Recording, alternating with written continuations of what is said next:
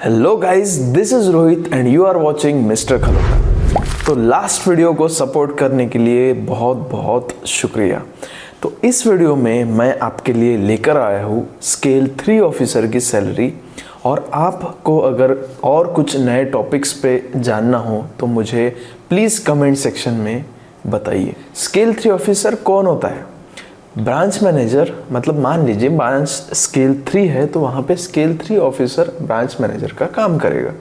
Branch manager की salary हम दिसंबर 2025 मतलब एकदम लेटेस्ट मंथ की सैलरी मैंने आपके लिए लाई है। तो हम जाएंगे डायरेक्टली सैलरी स्लिप की ओर और जानेंगे allowances and perks with salary scale 3 officer की क्या होती है। तो हम आ चुके हैं अभी सैलरी स्लिप की ओर और अभी देखिए यहाँ पे स्केल 3 है। स्केल 3 ऑफिसर की हम सैलरी जानेंगे और डेजिग्नेशन आप देख सकते हैं कि ब्रांच मैनेजर है। और साथ ही साथ मैंने कुछ इम्पोर्टेंट डिटेल्स हाइड कर दी है। और अभी जो डीए रेट चल रहा है वो 23.93 है। और इसमें आप देख सकते हैं आरएफए की अमाउंट भी दिख रही है हमें 11,500 रुपये। और पेमेंट डेट 27 दिसंबर जो अभी आ चुकी है, ये सैलरी हो चुकी है। तो हम जाएंगे अभी आगे। तो यहाँ पे इन सर का बेसिक क्या है वो जानेंगे। तो इनका बेसिक है 88,600। आपकी जानकारी के लिए मैं बता दूं कि इनका प्रमोशन लास्ट ईयर हुआ था, मतलब 2024 में। तो 2024 में इनकी बेसिक थी। अब हम इस एक्चुअली ये बेसिक का चार्ट है, आप देख सकते हैं। तो इस बेसिक के चार्ट आप 12th बाइपार्टाइट सेटलमेंट में अगर जाएंगे तो उसमें आपको ये बेसिक का चार्ट दिख जाएगा। तो जब स्केल 3 जब कोई भी बनता है तो उसका बेसिक स्टार्ट होता है 85,920 से। और अगर आपकी जेआईबी अगर निकल चुकी है तो आपका डायरेक्टली बेसिक ये 88,600 हो जाएगा। और अगर आपकी सीआईबी भी अगर निकल चुकी है, मतलब पास हो चुके हैं आप, तो आपका बेसिक बन जाएगा 93,960, जो कि आप इस वीडियो में देख सकते हैं। इस चार्ट में रिवाइज टेबल में देख सकते हैं बेसिक पे की ओर। तो इनका जेआईबी सीआईबी नहीं हुआ है, इसलिए इनका बेसिक 88,600 है। और फिर बाद में देखेंगे डियरनेस अलाउंस है इनका 21,200। साथ ही साथ लर्निंग अलाउंस है 850, जो सभी का फिक्स कंपोनेंट है। फिर लर्निंग अलाउंस पे भी डीएम आपको मिलता है 203 रुपीज़। फिर स्पेशल अलाउंस जो बेसिक है इनका वो है 25,073 रुपीज़। और फिर स्पेशल अलाउंस डीए में अगर जाएंगे तो उस पर 6,000 ऑल एडिशनल मिल जाएंगे। लोकेशन अलाउंस मतलब सभी का सेम होता है, तो इनका 1200 है। सभी ऑफिसर्स लेवल में सेम होता है लोकेशन अलाउंस। बाद में कॉन्ट्रीब्यूटरी पेंशन एम्प्लॉयर जो 14% बैंक कंट्रीब्यूट करती है एनपीएस में, वो है वो 15,372। और इनकी ग्रॉस सैलरी जो बनती है वो बनती है 1,58,501 रुपीज़। ये ग्रॉस सैलरी में अगर आप वो आरएफए का कंपोनेंट, इसमें देखिए आरएफए अगर आप जब लेते हो तो एचआरए नहीं मिलता है। तो एचआरए इस सैलरी में आपको अर्निंग सेक्शन में नहीं दिखेगा। तो इन्होंने आरएफए लिया है तो वो 11,500 इसमें ऐड कर सकते हैं आप ग्रॉस सैलरी में। पर हम इसमें यही नहीं देखेंगे, हम देखेंगे ग्रॉस सैलरी के साथ साथ पर्क्स एंड अलाउंसेस भी। ये सिर्फ ग्रॉस सैलरी हुई, पर्क्स एंड अलाउंसेस हमने इसमें ऐड नहीं किए हैं अभी, वो बाद में जाके ऐड करेंगे। मैं आपको पूरा सब विस्तार से ये वीडियो में आपको पूरा बताने वाला हूँ कि अलाउंसेस और पर्क्स मिला के पूरी सैलरी कितनी जाती है। तो अभी हम जाएंगे आगे। तो उसमें कॉन्ट्रीब्यूटरी पेंशन एम्प्लॉय जो कटता है आपकी सैलरी से, वो आपको ही आगे चल के मिलेगा। वो होता है 10,980 रुपये, वो जो 10% होता है। फिर जाएंगे कॉन्ट्रीब्यूशन पेंशन एम्प्लॉयर जो 14% है, उसका भी डिडक्शन होगा 15,372 रुपीज़। इनकम टैक्स कटता है क्योंकि ये इनकम टैक्स स्लैब में आते हैं, तो इनका इनकम टैक्स 13,660 रुपीज़ कटता है। प्रोफेशनल टैक्स महाराष्ट्र में 200 चल रहा है, तो सभी का 200 कटता है। एडिशनल एचआरए, फिर फर्नीचर डिडक्शन जैसे मैं आपको मतलब पहले बताया था कि स्केल अनुसार वो फर्नीचर अलाउंस मिलता है। एसबीआई में क्या है कि उसमें फर्नीचर अलाउंस कैसे, उनका फर्नीचर अलाउंस 65,000 कुछ होता है। फिर इलेक्ट्रॉनिक्स का कुछ अलग से अलाउंस मिलता है और ऐसे 3 कंपोनेंट में दिया जाता है। सेंट्रल बैंक में वो क्या है कि पूरा होलसेल फर्नीचर अलाउंस करके उसमें आप घर का सभी सामान ले सकते हो। तो इसमें इन्होंने जो सामान लिया है उस पर रेंट देना पड़ता है बैंक को, तो वो रेंट की फॉर्म में कटता है। तो स्केल 1 का 1,70,000, स्केल 2 का 2 लाख, स्केल 3 का 2,10,000, ऐसे बढ़ते बढ़ते जाता है स्केल अनुसार। फिर व्हीकल का डिडक्शन है, कोऑपरेटिव सोसाइटी लोन का डिडक्शन है, हाउसिंग लोन का, ऐसे करते करते सब डिडक्शन मिला के इनका पूरा डिडक्शन होता है 71,000 रुपीज़। अगर आप मान लीजिए आपने कोई लोन नहीं लिया है तो आपकी मतलब नेट सैलरी आसपास 1,25,000 के आसपास जाएगी, पर इस केस में थोड़ी कम इनकी नेट सैलरी रहेगी। तो ग्रॉस सैलरी अब तक के जो पेड है इस मंथ तक के वो 14 लाख रहेगी, मतलब इस मंथ तक के, अभी और मंथ बाकी है, ठीक है। मतलब अप्रैल मार्च तक के काउंट होता है सभी फाइनेंशियल ईयर वाइज। फिर लोन परक्विजिट्स, बाद में फर्नीचर परक्विजिट्स और RFA अगर परक्विजिट्स, ये सब। और फिर उसके बाद टैक्स डिटेल्स है इनकी कि इन्होंने 21 लाख ग्रॉस टैक्सेबल इनकम है और net taxable income 19 lakh rupees है। और इनकी टोटल टैक्स लायबिलिटी बनती है 1,89,600 और टैक्स पेड अभी तक का है 1,48,000 और टैक्स पेएबल जो है वो है 40,000। तो यहाँ पे इनका टोटल अभी नेट बनेगा 86,700।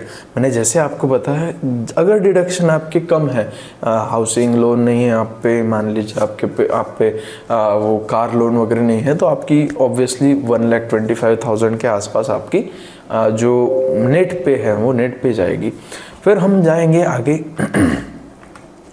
अभी जानेंगे allowances is a major contributory factor in your salary. तो देखेंगे मंथली अलाउंसेस पहले। तो मंथली अलाउंसेस में देखिए, मैंने जो RFA आपको बताया था वो था 11,500 रुपीज़।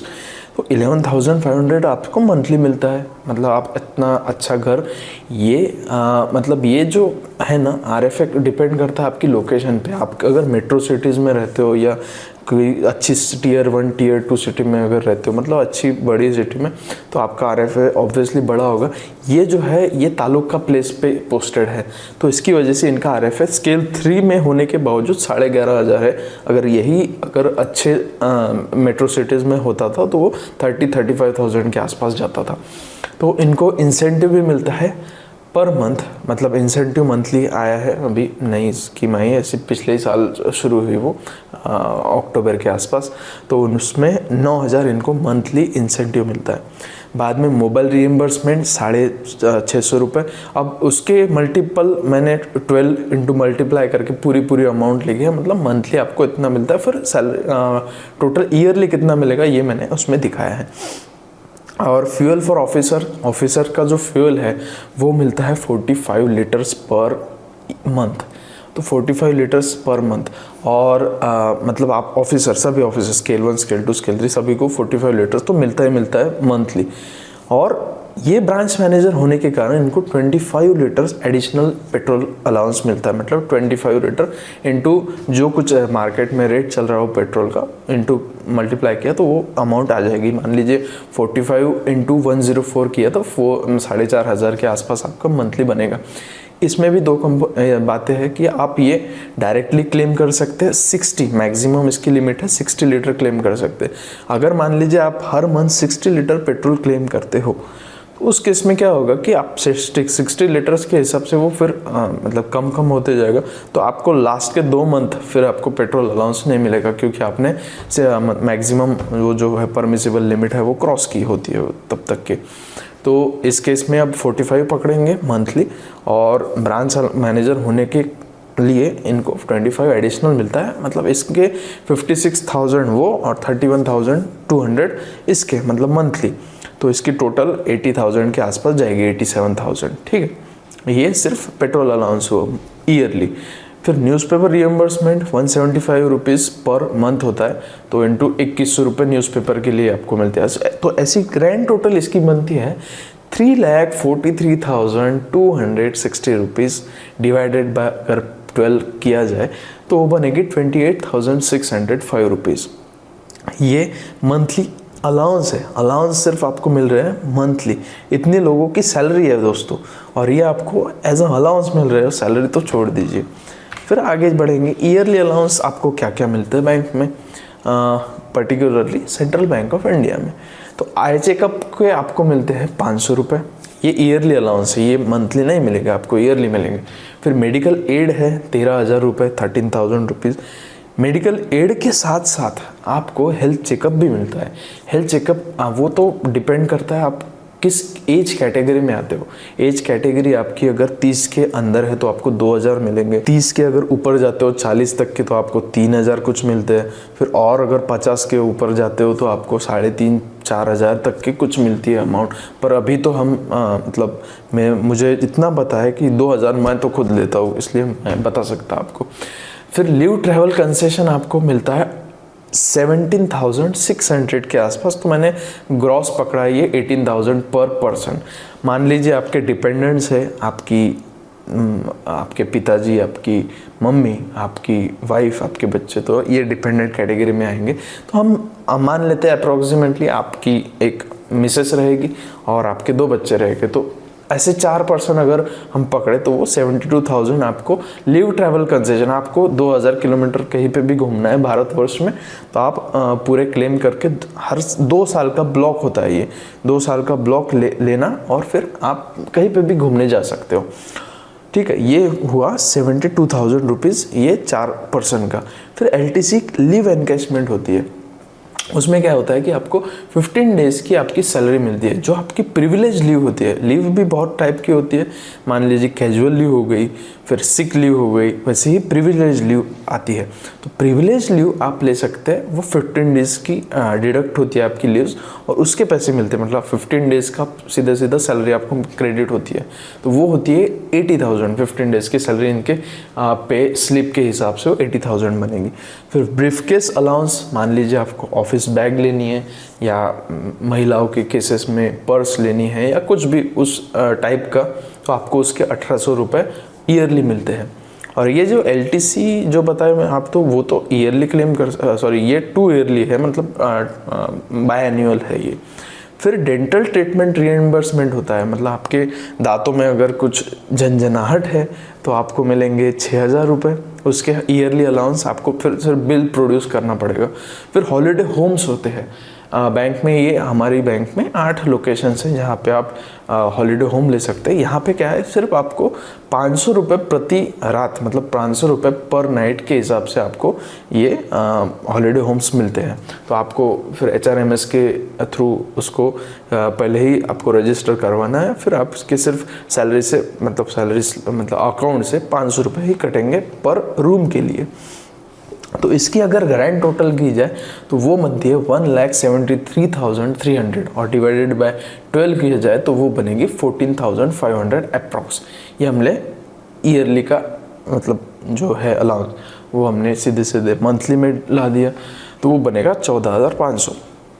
अब टोटल जो बनेगी सैलरी वो देखेंगे, तो टोटल इनकी सैलरी बनती है 1,58,500 प्लस वो अलाउंसेस 28,605 प्लस जो हमने ये लिए अपना ईयरली अलाउंसेस, उसमें भी आप थोड़ा सा माइनस कर से, ये भी अप्रॉक्स हुआ क्योंकि उसमें जो कुछ फिगर थी उसको वो बाय एनुअल थी, मतलब जो LTC वगैरह क्लेम है, तो हम तब भी मोटा माटा मान लेते हैं हम कि 14,500 उनको मंथली मिलते हैं।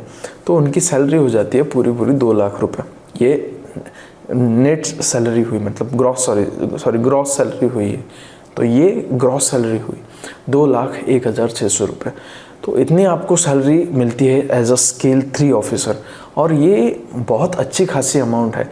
यहाँ पे देखिए कॉरपोरेट में ऑब्वियसली ज़्यादा सैलरीज है, पर यहाँ पे क्या है कि आपको जॉब सिक्योरिटी है प्लस इज्जत सबसे ज़्यादा है।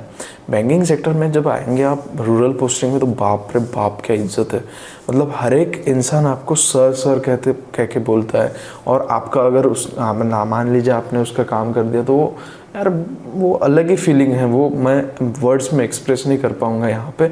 जब आप उस फीलिंग को मतलब महसूस करोगे तब आप समझ पाओगे कि उसकी क्या मतलब मायने रखता है वो ज़िंदगी में। फिर बाद में अदर अलाउंसेस, बैंक में बहुत सारे और अलाउंसेस भी ऐड हो चुके हैं इस साल से, जैसे एप्पल एक्सेसरीज। ये जो अलाउंसेस है पर्टिकुलर एप्पल आईपैड और एप्पल एक्सेसरीज, ये जो है वो स्केल 4 एंड अबव होती है, ये बाकी को नहीं मिलती है, तो पर ऐड हो चुकी है। फिर बाद में इसमें देखिए बहुत सारे चाइल्ड केयर रीइंबर्समेंट होता है। चाइल्ड, अगर आपको चाइल्ड है तो उसका केयर करने के लिए भी रीइंबर्समेंट, आपको चाइल्ड वैक्सीन रीइंबर्समेंट मिलेगा। फिर इसमें क्या है, HPV vaccine reimbursement, local conveyance, local holiday compensation module, medical aid में, तो बाकी तो सब आपको बता दिया। और इसमें मेन एक और चीज़ हमने मिस कर दी है, इसमें है मतलब मान लीजिए आपने JIB CIB हमने बोला था, अगर फर्स्ट अटेम्प्ट में आप निकालते हो तो JIB CIB का भी आपको रिइंबर्समेंट मिलेगा। जो JIB CIB आपने पैसे देके 6-7 हज़ार का कुछ वो पड़ता है, मतलब एग्ज़ाम फीस होती है उसकी, तो आपने अगर फर्स्ट अटेम्प्ट में आपने निकाल दी या सेकंड अटेम्प्ट में निकाल दी, तो सेकंड अटेम्प्ट में क्या होता है कि उसके सिर्फ एग्ज़ाम फीस वापस आती है, पर रजिस्ट्रेशन का नहीं आता। मैं IIBF पे जो हम रजिस्टर करते हैं खुद को, उसके 5-5.5 हज़ार रुपये वो रजिस्ट्रेशन है, तो वो रिइंबर्समेंट भी होता है अगर आप फर्स्ट अटेम्प्ट में JIB और CIB निकालते हो उसके। ये रहा वो 20 नंबर का मेंबरशिप फ़ी वाला, और उसमें भी 18 नंबर का आप देख सकते हो online certification of employ choice. आपने IIBF में डिप्लोमा भी है बहुत सारे, आपको पर्टिकुलर किसी फील्ड में अगर डिप्लोमा करना हो तो आप उसमें भी जा सकते हो, उसका भी बैंक आपको मुआवजा देगी, मतलब आपको रिइंबर्स करवाएगी वो अमाउंट। साथ ही साथ हमने जो RFA देखा, जो इस केस में तालुका प्लेस होने के कारण उनको सिर्फ 11,500 मिल रहा था, उसमें आपको हाउस मेड अगर चाहिए तो आपको यूटिलिटी अलाउंस मिलता है। यूटिलिटी जो 24 नंबर का अलाउंस दिख रहा है, यूटिलिटी अलाउंस डिपेंड करता है स्केल वाइज, ये भी वेरी करेगा। जो स्केल 1 का मुझे याद आ रहा है वो है 900 रुपीज़ के आसपास आपको, ये आप मान यूटिलिटी का सीधा मीनिंग है हाउस मेड अलाउंस। आपको हाउस मेड रखने के लिए स्केल 1 में 900 रुपये मिलेंगे, और स्केल 2 स्केल 3 तो वो तो बढ़ते जाएंगे, वो जो टीयर वाइज भी बढ़ते हैं वो। तो इस केस में मान लीजिए 1200-1500 के आसपास यूटिलिटी अलाउंस मिलेगा इन सर को। तो ऐसा रहा ये पूरी तरह से ये वीडियो, जिसमें मैंने आपको हर एक कंपोनेंट दिखाया कि इनकी पूरी टोटल सैलरी क्या होती है और अलाउंसेस क्या होते हैं। दोस्तों देखिए, पढ़ाई करते समय हम फील करते हैं कि यार ये हो नहीं रहा, ये बहुत डिफ़िकल्ट है, पेपर नहीं निकल रहा, पर जिस दिन पेपर निकल जाएगा ना दोस्तों, उस दिन आप मतलब अलग ही एक एक्सपीरियंस करोगे लाइफ। और जो घर में जो खुशी आती है आपकी वजह से, आपकी पूरी मेहनत जब सफल होती है, तो उसका जो आनंद है वो मैं लफ्ज़ों में बयां नहीं कर सकता। तो ये रहा हमारा वीडियो। इसमें अगर आपको कुछ एडिशनल और जानना हो, मान लीजिए JIB CIB मैंने निकाली है फर्स्ट अटेम्प्ट में, तो उसका भी मैं वीडियो बना दूंगा आपके लिए। तो मुझे कमेंट सेक्शन में ये एक बात बताइएगा कि आपको किस और टॉपिक रिलेटेड आपको वीडियोस चाहिए, और बताएंगे। जितना हमारा कम्युनिकेशन बढ़ेगा उतना ही और मैं अच्छे वीडियो आपके लिए ला पाऊँगा। तो इसी नोट पे हम हमारा वीडियो एंड करते हैं। जय हिंद, जय भारत।